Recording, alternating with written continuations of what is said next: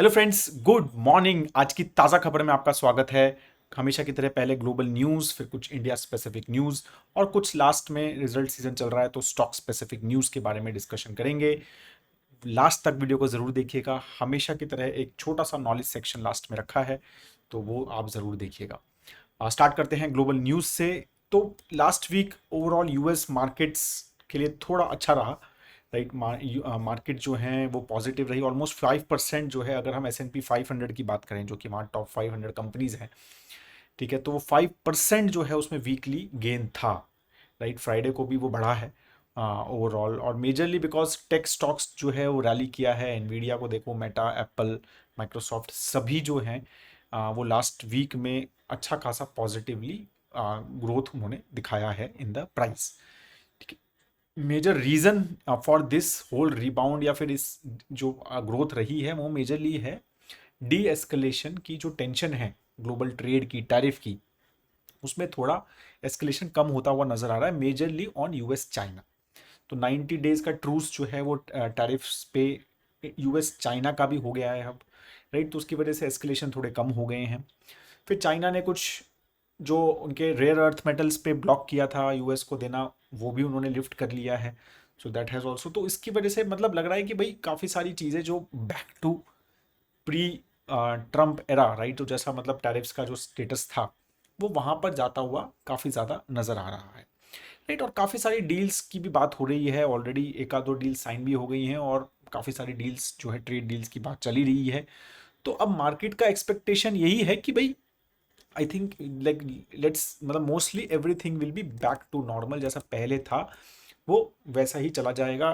Tariffs वगैरह किसी इसके ऊपर ज़्यादा लगेंगे नहीं, और लगेंगे भी तो कुछ स्पेसिफिक प्रोडक्ट, कुछ स्पेसिफिक कंट्रीज़ के चीज़ों पे ही लगेंगे, जो मोस्टली रहता भी वैसा ही है। राइट, तो उसके लिए इतना बड़ा हो हल्ला, लिबरेशन डे वगैरह वो शायद ज़रूरी नहीं था। और I think US has realized very quickly, ठीक है, within I think 1 week, जो वहाँ की 10 ईयर जीसेक ने जिस तरह का रिस्पॉन्स दिया था, आई थिंक 1 वीक के बाद बॉन्ड मार्केट ने, तो काफ़ी सारी चीज़ें जो है बॉन्ड मार्केट बता देता है कि आपने गलती की है।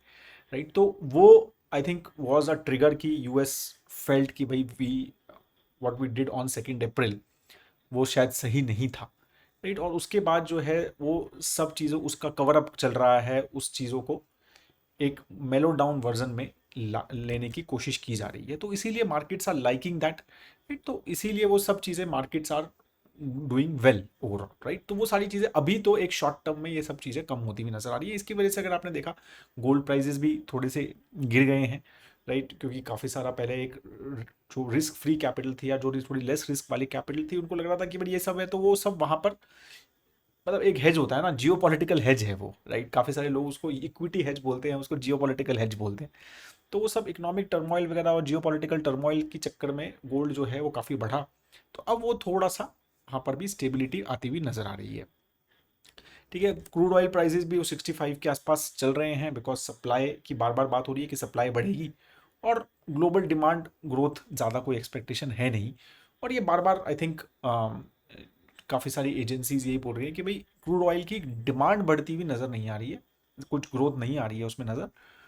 यही है कि सप्लाई के ऊपर ही, क्योंकि वो कार्टल है ओपेक प्लस, तो सप्लाई जिस तरह से वो मैनेज करते हैं, राइट, और कुछ जियोपॉलिटिकल थिंग्स के बेसिस पे, या कि भाई इसके ऊपर रिस्ट्रिक्शन लगा दी, इसका ऑयल हम आने नहीं देंगे, ये चलता रहता है। राइट, रशिया का नहीं आने देंगे हम, ईरान का नहीं आने देंगे हम, वेनेजुला का नहीं आने देंगे मार्केट में।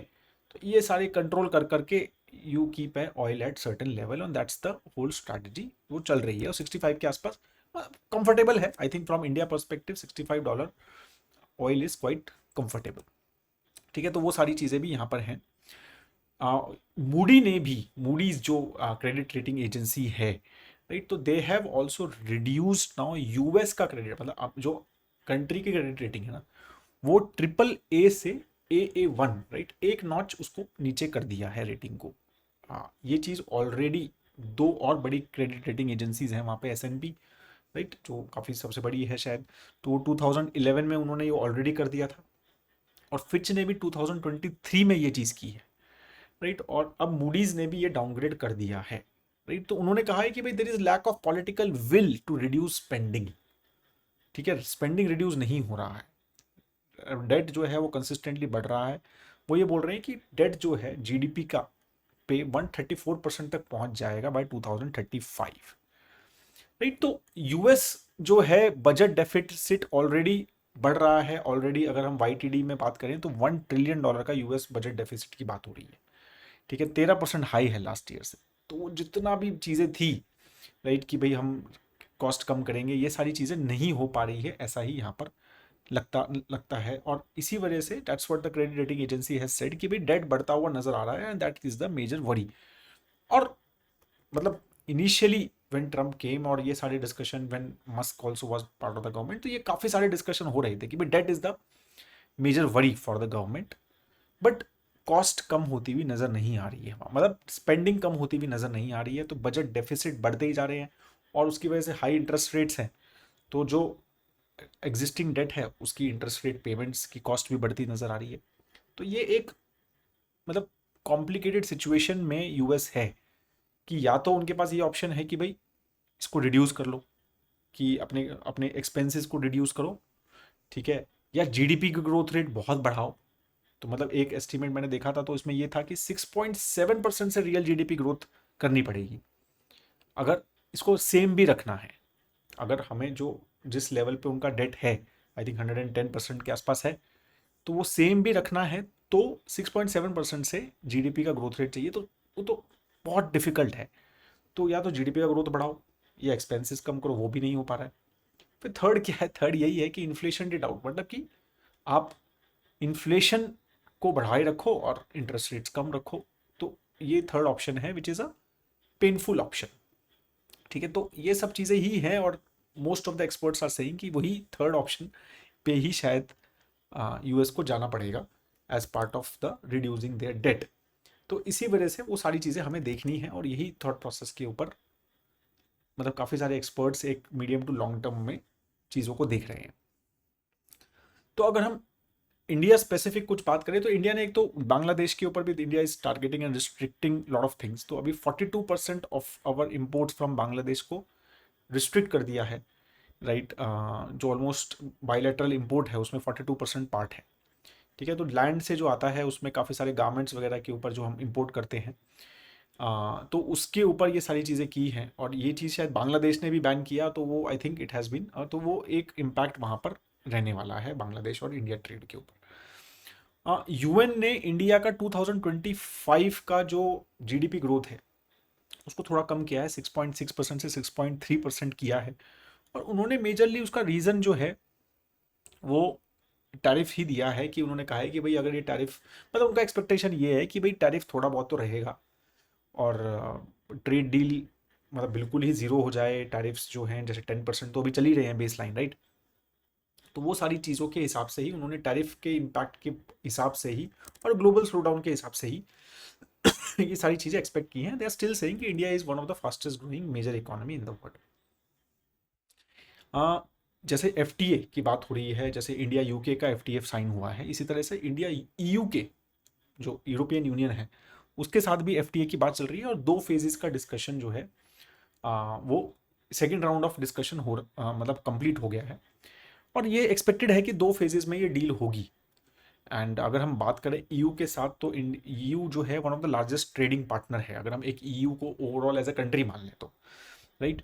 तो वो ऑलमोस्ट $137 बिलियन के आसपास का हमारा ट्रेड है, बायलैटरल ट्रेड ईयू के साथ, राइट, जो ऑलमोस्ट 17% है इंडिया के एक्सपोर्ट में, ठीक है। तो एक अच्छा खासा बड़ा ये डील रह सकता है अगर इंडिया और ईयू का एफटीए जल्दी साइन होता है तो, ठीक है। इसी तरह के 2 फेज एफटीए जो है वो ऑस्ट्रेलिया के साथ भी चल रहा है। तो वही चीज़ें उसी थॉट प्रोसेस पे ये 2 फेज एफटीए ईयू के साथ जो है उसी मॉडल पे इंडिया इज़ वर्किंग। तो अब मल्टीपल चीज़ें चल रही हैं, राइट। एक तो ईयू के साथ एफटीए चल रहा है और ये जो यूएस के साथ एफटीए चल रहा है। तो ये सारी चीज़ों पे ही आई थिंक मार्केट्स इसी न्यूज़ के बेसिस पे और इसी में आगे किस तरह की चीज़ें जा रही है, ये इसमें कुछ रोड ब्लॉक्स आते हैं या ये मतलब आराम से थ्रू हो जाता है ये डील्स वगैरह। क्योंकि Donald Trump has also been saying कि भाई हम we are very close to signing a trade deal with India, right. अभी रिसेंट स्टेटमेंट्स भी उनके आए हैं, ओवर द वीकेंड भी आए हैं। तो वो सब चीज़ें भी, इसलिए एक्सपेक्टेशन यही है कि ट्रेड डील्स के ऊपर ही शायद मार्केट्स का थोड़ा सा फैक्टर रहेगा from both I think India as well as markets in US and Europe. ठीक है, तो अब इस जैसे हम इस वीक, अब स्टार्टिंग है, मंडे है आज, राइट?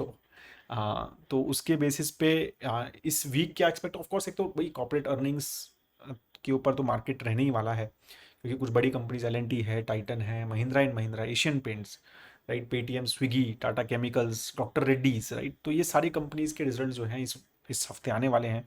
तो वो तो एक ऑफ कोर्स एक फैक्टर रहने ही वाले हैं।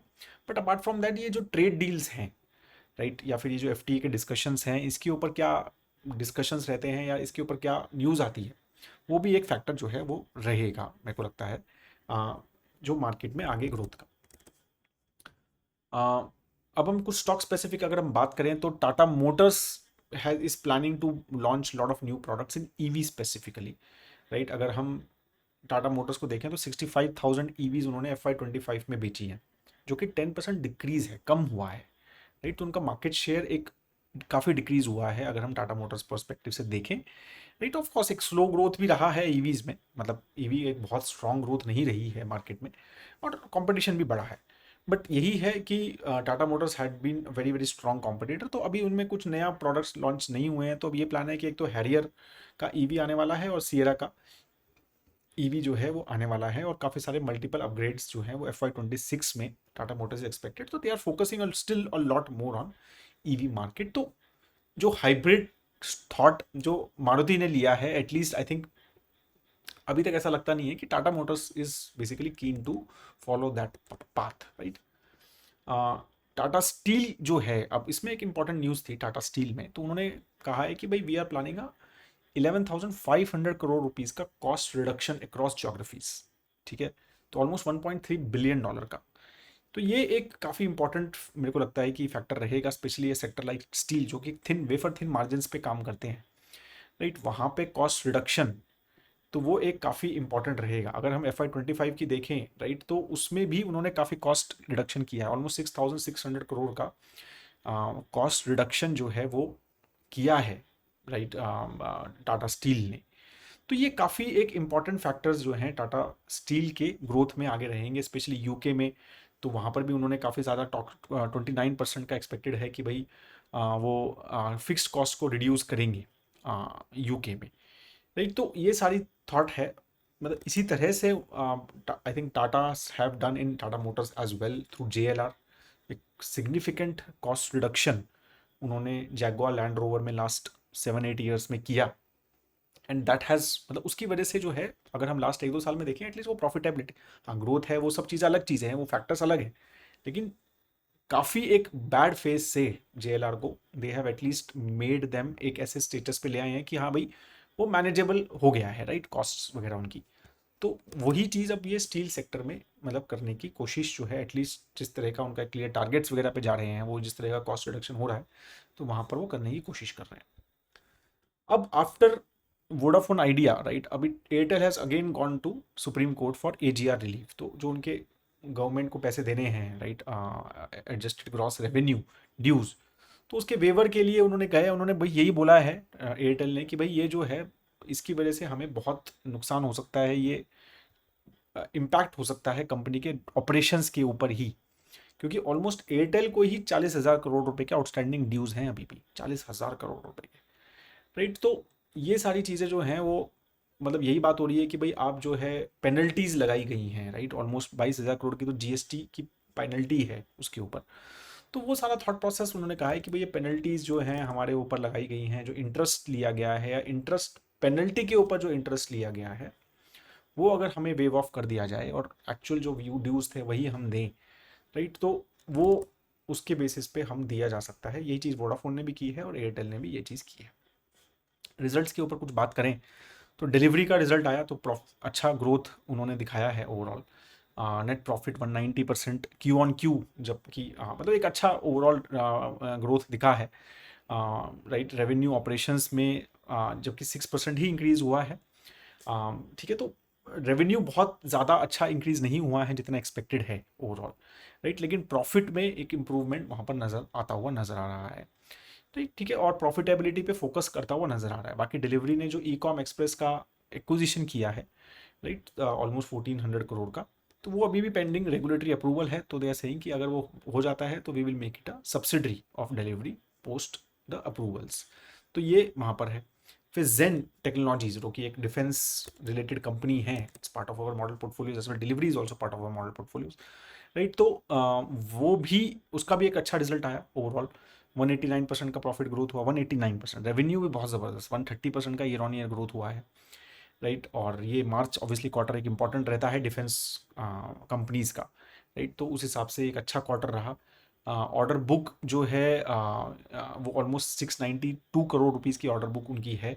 एक छोटा सा स्ट्रैटेजिक इन्वेस्टमेंट भी किया है 25 करोड़ का, राइट। वेक्टर टेक्निक्स करके कोई कंपनी है, उसमें they have bought stake as well, right. और तो उन्होंने जो अपनी कंपनी है यूएस की, उसमें भी नॉर्थ अमेरिका में मार्केट में एक्सपेंशन के लिए भी उन्होंने वहाँ पर इन्वेस्टमेंट कुछ मनी किया है, राइट। तो एक इंटरेस्टिंग डिफेंस कंपनी है, काफ़ी छोटी कंपनी है, स्मॉल माइक्रो कैप कंपनी है, राइट। बट एक अच्छा प्ले लगता है, right. We keep on tracking it on our stockometer as well as model portfolios. तो if you are interested in this, तो you can check on those products as well. Hyundai company का result आया not that great, मतलब बहुत अच्छा नहीं कर पा रहे हैं वो भी। रेवेन्यू सिर्फ 1.5% से ही इंक्रीज हुआ है। एक्सपोर्ट अच्छा चल रहा है, जबकि 14% से एक्सपोर्ट हुआ है। डोमेस्टिक सेल में तो डिक्लाइन ही था actually. SUV segment is doing well, specially उनकी क्रेटा जो साइज मॉडल है वो एक 30% का मार्केट शेयर ले रही है almost mid size SUV category में, राइट। तो न्यू प्रोडक्ट लॉन्चेस के ऊपर ही मेजरली फोकस है। दे आर सेइंग कि भाई हमें 26 न्यू मॉडल्स लॉन्च करने हैं इंडिया में, जिसमें से 6 इलेक्ट्रिक व्हीकल के मॉडल्स हैं इन नेक्स्ट 5-6 ईयर्स। तो उसी पे मेरे को लगता है कि फोकस कंपनी का रहेगा और उसी के बेसिस पे आगे जो है ग्रोथ पे रहेगा। बट ओवरऑल, राइट, स्लगिश तो है ही। मतलब अगर हम पैसेंजर व्हीकल मार्केट देखें, और ये बार बार बात हो रही है इस चीज़ के ऊपर कि इंडिया में जो मतलब जिस तरह से फोर व्हीलर इंप्रूव होना चाहिए था, but because of various reasons, because of high GSTs and high cost and high taxes, वो इतना अच्छा ग्रोथ नहीं हो पा रहा है, वॉल्यूम ग्रोथ नहीं है। जो भी ग्रोथ हुई है इवन टू व्हीलर्स, राइट, यहाँ पे स्टॉक प्राइस की ग्रोथ हुई है, वो majorly because of export. Export is doing well, और most of the companies are doing well in exports. और इसी वजह से इवन आप टू व्हीलर सेगमेंट में भी देखोगे तो इंडिया में वॉल्यूम ग्रोथ नहीं दिख रहा है, अगर 5-6 साल में देखें तो कुछ भी। तो वही चीज़ें हैं कि मतलब too very high taxed products हैं ये, राइट। और इंपॉर्टेंट प्रोडक्ट्स हैं फॉर ग्रोथ, बट बहुत ज़्यादा टैक्स्ड है, तो इसके ऊपर काफ़ी डिस्कशन होता रहता है। डीवीज का भी रिजल्ट आया, डीवीज का रिजल्ट अच्छा है, 23% का नेट प्रॉफिट ग्रोथ है।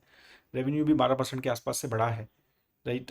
तो वो सारी चीज़ें हैं। ऑपरेशनल एक्सपेंशन वगैरह भी कर रहे हैं। काकीनाडा में उनका जो आंध्र प्रदेश है उसमें कमर्शियल ऑपरेशंस स्टार्ट होने वाला है, ठीक है। तो वो सारी चीज़ें भी वहाँ पर बेसिकली चल रही है। तो एक मतलब again we know how the pharma business is, it's very cyclical और मॉलिक्यूल स्पेसिफिक। कोई एक चीज़ अच्छी चलती है तो बहुत अच्छी चलती है, and then you suddenly do lot of revenue, and suddenly एक थोड़ा लल पीरियड आता है। तो we know how typically pharma companies do, specially companies like Divi's. तो ये सारे जो हैं मेजर मेजर रिजल्ट्स थे जो over the weekend came, Friday Saturday Sunday में। तो I thought I will cover that with you, right. So that is all on the major major news जो हमें डिस्कस करनी थी। अब एक फटाफट बात कर लेते हैं आज के नॉलेज सेक्शन की।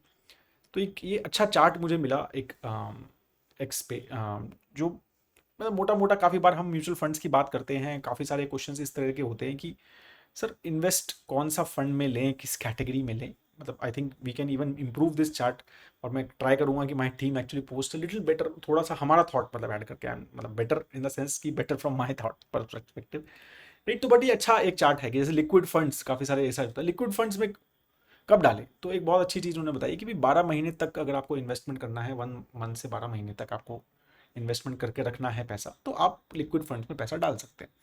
12 महीने से ज़्यादा रखना है तो फिर आपका सब ऑप्टिमल चॉइस है, मतलब डालना है तो ठीक है, आप उससे बेटर ऑप्शन अवेलेबल हैं, राइट। आप ना ही मतलब करना है कर सकते हैं, लेकिन कोई ऐसी खास बात नहीं है। 12 महीने से ज़्यादा अगर आपको डालना है तो आपके पास दूसरे ऑप्शंस भी हैं, right. So that's what it is trying to say. Similarly money market, ultra short term, low duration funds, अगर हम यहाँ तक देखें, इक्विटी आर्बिट्राज, तो यही बात है कि अगर आप ऐसा 3 to 2 ईयर्स अगर आप ये सब कैटेगरीज में डेट फंड्स की, तो एफडीज़ में भी खैर मुझे लगता है कि ज़्यादा डिफरेंस नहीं है टैक्स वगैरह, तो एफडीज़ भी अगर उस तरह के ऑप्शंस में देखा जाए तो वो सब चीज़ें यहाँ पर ऑप्शंस दिए गए हैं। फिर इक्विटी सेविंग पे अगर हम फोकस करें तो इक्विटी सेविंग कैटेगरी आपको टिपिकली पता है 30-35% एक इक्विटी, प्योर इक्विटी लेती है, बाकी डेट है या आर्बिट्राज लेता है। तो वो उन्होंने अच्छा बताया कि 2 to 4 years, right, 2 to 4 years में एक मतलब राइट चॉइस है। अगर आपको 2 से 4 साल का आपका टाइप का एक होराइजन है, इन्वेस्टमेंट होराइजन, तो आप इक्विटी सेविंग्स में डाल सकते हैं, राइट। और तो इस तरह का आपका होराइजन में इक्विटी सेविंग कैटेगरी एक अच्छी कैटेगरी है। फिर अगर आपका 4-5 साल से ऊपर है तो फिर सब ऑप्टिमल है, मतलब there better options are available, आपको डालना है तो डाल सकते हो, right. Based on risk profiles वगैरह पे भी ये मैटर करता है, राइट। ये सब कुछ ऐसा, these are just guidelines again, right. तो ये इन्वेस्टमेंट हेल्प बुक है ये ऐसा नहीं है कि आपको एज एज फॉलो करना है, but these are just good guidelines to have, right. तो जस्ट टू नो कि यार ये क्या है। अब जैसे बाकी है ये इनकम फंड्स होते हैं यहाँ पे, मतलब जैसे लॉन्ग टर्म डेट फंड्स होते हैं ना, गिल्ट होता है, डायनामिक बॉन्ड फंड्स होते हैं, या कंजर्वेटिव हाइब्रिड फंड्स अगर हम मान लें, राइट। तो वो भी इस तरह का ही उन्होंने बोला है कि भाई 3 to 5 years का थॉट प्रोसेस, एक लॉन्ग टर्म डेट है, कंजर्वेटिव प्रोफाइल है, भाई मुझे अच्छी खासी मेरे को एक इंटरेस्ट रेट्स मिल रहे हैं, हाई इंटरेस्ट रेट्स पे मिल रहे हैं, इंटरेस्ट रेट कम होने की उम्मीद है, तो मुझे डालना है लॉन्ग टर्म डेट में। कई लोग डालते हैं, और डेट एलोकेशन लेना है, लॉन्ग टर्म डेट एलोकेशन लेना है, तो फिर एक ये ऑप्शंस भी आप ले सकते हैं। But again these are like more than 3 years का थॉट प्रोसेस आपको देना चाहिए। और ये बात काफ़ी बार हम करते हैं कि आपका होराइजन डेट में, इन्वेस्टमेंट होराइजन उतना ही होना चाहिए जितना वो डेट का एवरेज मेच्योरिटी या मॉडिफाइड ड्यूरेशन है। तो वो typically that's the thought process. Hybrid funds, तो मेरे को लगता है hybrid funds when they are saying here is typically aggressive hybrid, तो कंजर्वेटिव हाइब्रिड को नहीं बोल रहे हैं ना, इक्विटी सेविंग तो अलग ही लिया है इन्होंने। तो एक मेजरली एग्रेसिव हाइब्रिड आप या मान लो मल्टी एसेट टाइप, वो जो मोस्टली टिपिकली वो भी एग्रेसिव फॉर्म में ही रहते हैं, 60% प्लस इक्विटी रहते हैं। तो उसी तरह के हाइब्रिड फंड्स को अगर हम देखें तो they are, that's what they are saying कि भाई 3 to 4 years में अगर डालना है तो एक टैक्टिकली आप डाल सकते हैं, बट टिपिकली 3 years प्लस में ही आपको ये इन्वेस्टमेंट लेना चाहिए, राइट। तो वो थॉट है। और इक्विटी में अगेन दे आर सेइंग कि 4 year प्लस, बट 4 to 5 तो टैक्टिकल है, बट 5 year प्लस में ही इन्वेस्टमेंट। अगर मैं थोड़ा सा और इसमें ले लूँ तो स्मॉल एंड मिड कैप को अगर हम देख लें, तो स्मॉल एंड मिड कैप में अगर हम देखें तो स्मॉल एंड मिड कैप हम बोलते हैं टिपिकली 7-8 year प्लस, और large cap flexi cap type की जो कैटेगरीज हैं उसमें हम बोलते हैं कि ठीक है 5 year प्लस। तो ये थोड़ा सा और हम इसको एक मॉडिफाई कर सकते हैं, but typically this is a good chart to give details की कब कितना कहाँ पर इन्वेस्ट करना है, क्योंकि ये क्वेश्चन आता रहता है कि लिक्विड फंड में कब डालें कब डालें। तो ये एक अच्छा चार्ट है जस्ट फॉर रेफरेंस अगर रखना है तो। As I said I will try कि my team post our way of looking at things and little bit more detail in the chart, ठीक है। तो that is all, have a great time ahead, thank you so much guys. अगर आपने अभी तक इन्वेस्टइन.इन website नहीं देखी है, हमारी हमारे मॉडल पोर्टफोलियो स्टॉकोमीटर टाइप के प्रोडक्ट्स नहीं देखे हैं, तो प्लीज़ एक बार चेक करो, ठीक है। एक छोटा सा लेके देखिए product, I am sure you will like it and you will understand कि हाउ इन्वेस्टिंग जो है एक सिंपल स्ट्रेस फ्री इन्वेस्टिंग के ऊपर जो हम फोकस करते हैं, एक लॉन्ग टर्म इन्वेस्टिंग के ऊपर फोकस करते हैं, तो एक आपको समझ आएगा एक thought process. And then we can, मतलब if you have any question you can write to us as well, या फिर व्हाट्सएप और फ़ोन नंबर्स भी हमारे हैं। Thank you so much guys, have a great time ahead. जय हिंद।